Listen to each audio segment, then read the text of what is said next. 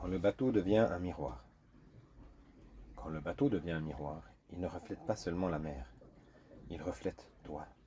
La mer montre ce qu'on est, le calme quand tout est accordé, la colère quand le vent force à l'intérieur, la peur quand l'horizon se dérobe, la joie quand le mouvement devient juste.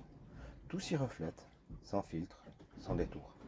Sur l'eau, rien ne triche, la mer amplifie, elle rend visible ce qui, à terre, reste souvent caché. Une tension dans le corps, une hésitation dans le geste, un excès de contrôle ou un abandon trop rapide. Et le bateau? Le bateau ne ment jamais. Il navigue comme tu respires. Il répond à ta manière d'être là, à ta présence, à ton écoute, à ta capacité à sentir avant d'agir. Quand tu es tendu, il devient raide. Quand tu doutes, il hésite. Quand tu forces, il résiste. Mais quand tu respires vraiment, quand tu t'accordes au vent, au rythme de la mer, à ton propre mouvement, alors le bateau s'allège. Il glisse, il répond, il devient fluide. Le bateau ne juge pas, il informe, il révèle. Il t'invite à t'ajuster, pas à te corriger.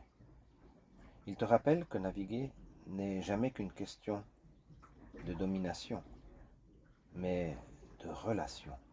Quand le bateau devient un miroir, tu comprends que la traversée n'est pas seulement extérieure, qu'elle se joue aussi dedans, dans ta manière de respirer la vie, d'accueillir ce qui vient, de tenir le cap sans te durcir. La mer te montre ce que tu es, le bateau te montre comment tu es. Et entre les deux se dessine un chemin de justesse, un chemin où tu n'as plus besoin de faire semblant, un chemin où tu peux enfin naviguer comme tu respires. Merci.